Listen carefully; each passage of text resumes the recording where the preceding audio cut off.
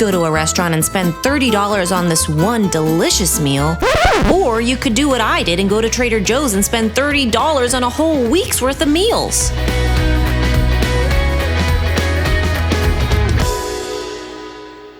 Hey Munchies, welcome if you're new, I'm Alyssia. After my $50 Whole Foods meal prep, I had a lot of requests for a Trader Joe's meal prep. So today I'm doing that, and I'm showing you how I only spent $30 for 5 days worth of breakfast, lunches, dinners, and snacks. I'm also showing you how I can get this done in an hour and a half if you include cleanup time. It's all about planning out your day for meal prepping, which my meal prep ebook discusses in great detail for efficient and effective meal prep. So be sure to check that out, and you can use the code Trader Joe's for 10% off any ebook or package of your choice this week only.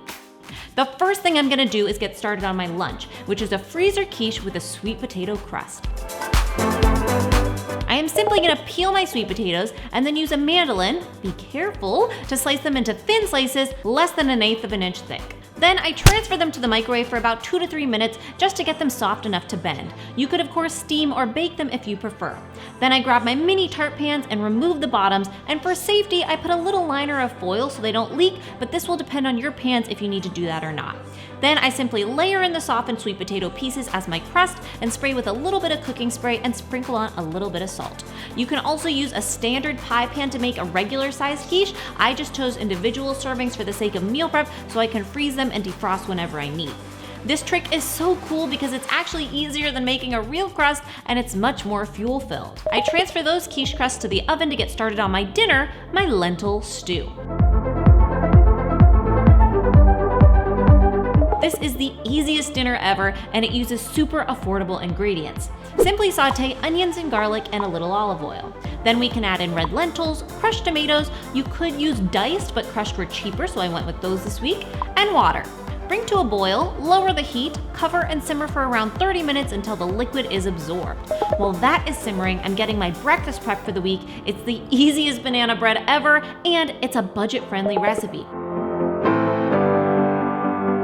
It's a blender bread because all you have to do is toss everything into the blender. Ripe bananas, remember that more brown spots means the starch is converted to sugar, so they'll be much yummier in your bread, along with rolled oats, eggs, maple syrup, baking soda, cinnamon, and salt. Simply blend it on up and then transfer it to a loaf pan lined with foil and sprayed. Optionally, you could top it off with some pecans and additional oats. Thumbs up for easy blender recipes.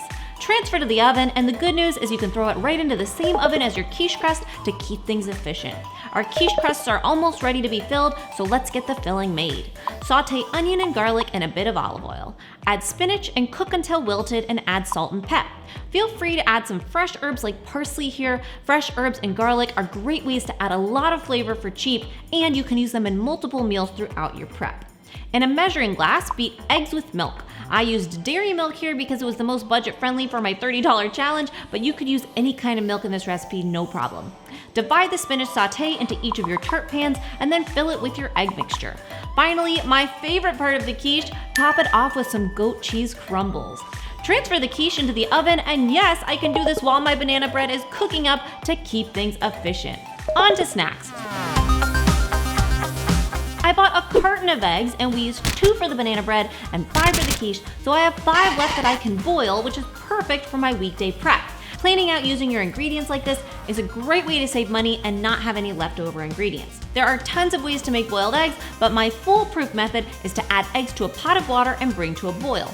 When boiling, cover and remove from the heat. Allow to sit covered for 10 minutes, then transfer to an ice bath and cool before storing. While I was waiting for my eggs to boil, I was still being efficient with my prep. My lentil stew absorbed all the water, so I seasoned it to taste with salt and pep, and feel free to use any other seasonings too. I also had time to make the easiest homemade hummus ever. Now, hummus can be affordable, but the killer ingredient for most people is tahini. Now, some of you will comment and tell me that hummus without tahini is no hummus at all, and to you I say, that's fine. For you, I call it a bean dip. For everyone else who doesn't care, I'm gonna show you how to get that hummus flavor without tahini. Into a food processor, I'm adding in chickpeas, garlic, cumin, olive oil, lemon juice, the secret ingredient, peanut butter, and salt. So remember, tahini is just sesame seed paste, which is sesame seeds blended up. The peanut butter does a really great job, surprisingly, of mimicking the nutty flavor that the sesame seeds provide. You can of course use tahini if you prefer, but the point is if you don't want to buy a jar of tahini, you may have peanut butter on hand to get the job done. You can also omit the peanut butter, but it's true, your hummus lacks a little something. It's still delicious though. If you're enjoying these recipes, tips, and tricks, be sure to subscribe and hit that bell so you're notified each week of new content. I cut some carrots to dip in my hummus as a snack to go with my stew at dinner and stored those for later. Along with my quiche at lunch, I'm making a soup. Trader Joe's has these really great pre-made soups and I don't have to eat it as is. I chose the Latin style black bean soup because it was pretty affordable, and then I bought some veggies to bulk it up and add extra flavor. I'm simply sauteing garlic and onion in olive oil until tender. Then I can add in some chopped bell pepper for a few more minutes. Pour in the soup, bring to a boil, and then cover and simmer for just a few minutes to integrate the flavors. When I serve it, I add a dollop of Greek yogurt for extra substance. By now, we're literally done with the prep, and it's been just over an hour. Now all that we have to do is clean up and store our food for the week. Let's check out the full menu. Breakfast. Once the banana bread is cooled, I cut that into 5 slices for the week and store those in little baggies. I also bought fruit to add to my breakfast. I like to start the day with a serving of fruit as fuel. Lunch. My cooled quiches can be wrapped in plastic wrap or placed in baggies and then stored in the fridge, or they can be frozen. If you want your tart pans back before you eat them, simply freeze the quiche overnight and then you can remove the frozen tart from the pan and return the tart to the freezer until you're ready to eat it. I reheat the quiche in the microwave, but the refrigerated ones are also good cold. I also have my black bean soup for lunch, which I've stored in jars as individual servings. Snacks. For snacks, I have my boiled eggs as well as the DIY hummus and carrots. Dinner.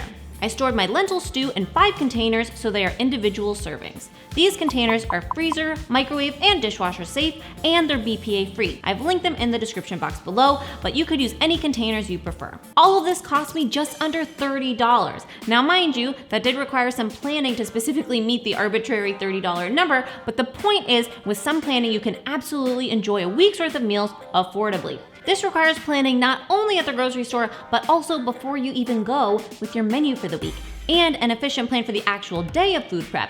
If you don't plan, you're likely to get frustrated and you give up on meal prep before you can really enjoy the benefits of having healthy food readily available for you. If you want extra help with planning that out, check out my meal prep ebook at mynevermunch.com/ebooks. If you're someone who wants different meals throughout your week for meal prep, my last meal prep video showed meal prepping for 2 people with different dinners every night, so be sure to check that out. And remember, you can always double the recipes from this episode for another person or get creative and switch them up throughout the week.